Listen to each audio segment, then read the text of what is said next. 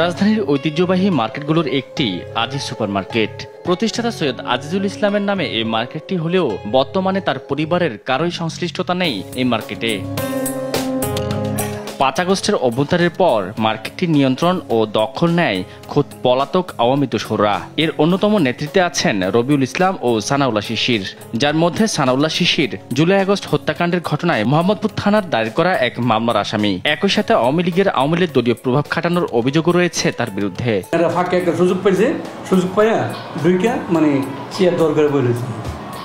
তখন আওয়ামীপন্থীই ছিল, এখন আবার আইসা এই ৫ তারিখের পর হুট করে আবার সেটা বিএনপিপন্থী সাজাইয়া একটা কমিটি নিয়ে আসছে বানাইয়া। আহ্বায়ক কমিটি পদ ভাগিয়ে নিয়েই মিশনে নামেন দোকান দখলের।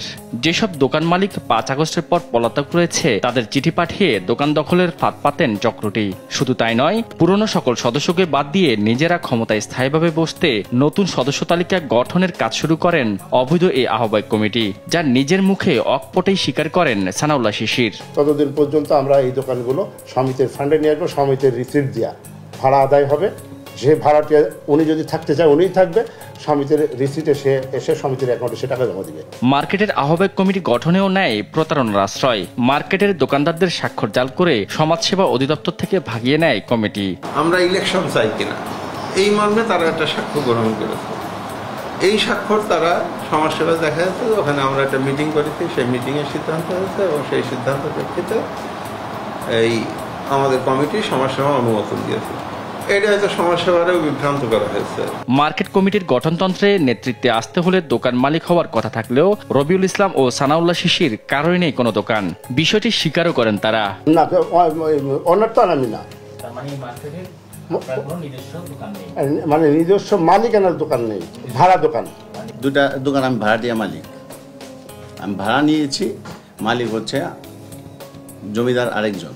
এদিকে গেল জানুয়ারিতে আহ্বায়ক কমিটির মেয়াদ শেষ হওয়ায় আহ্বায়ক কমিটিকে ভেঙে দিয়ে নির্বাচন দেওয়ার জন্য ৩ সদস্যের কমিটি গঠন করে সমাজসেবা অধিদপ্তর। সমাজসেবা অধিদপ্তরের কাছে ক্ষমতা হস্তান্তর না করায় ৩ ফেব্রুয়ারি দায়িত্বভার হস্তান্তর করার জন্য আহ্বায়ক কমিটিকে নির্দেশ দিয়ে ফের চিঠি দেয় সমাজসেবা অধিদপ্তর। কিন্তু সমাজসেবা অধিদপ্তরের সেই নির্দেশনাকেও বৃদ্ধাঙ্গুলি দেখিয়ে এখনো বহাল তবিয়তে রবিউল ও শিশির।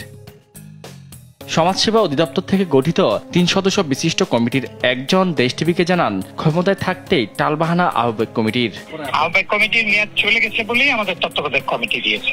এটা অনেকটা দুষ্ট চক্রের মতো, বুঝছেন। আমরা সমাজসেবা কিছুটা এদিকে তাদের এমন মার্কেট দখলে অতিষ্ঠ সাধারণ ব্যবসায়ীরাও। তাদের অন্যায়ের প্রতিবাদ করতে গেলে হুমকি পাচ্ছেন ব্যবসায়ীরা। অনেকগুলো দোকান আছে যেগুলোর মালিক আসলে বাইরে থাকে, দেখা গেছে বাইরে থাকে, একজন হয়তো সেটার রিপ্রেজেন্টেটিভ আছে, কিন্তু সে হয়তো আরেকজনের ভাড়া দিয়ে রাখছে, উপভাড়া হিসেবে হয়তো একজন আছে, সেইটাকে তারা ফোর্স করতেছে যে এটার মালিক নাই, এটার ভাড়া আমাদেরকে দিতে হবে, এরকম একটা ফোর্স করতেছে। রবিউল শিশিরের অবৈধ দখল থেকে আজিজ মার্কেটকে উদ্ধার করে একটি গ্রহণযোগ্য নির্বাচন দেওয়ারও আহ্বান ব্যবসায়ীদের। সাদাত নিশাদ, দেশ টিভি, ঢাকা।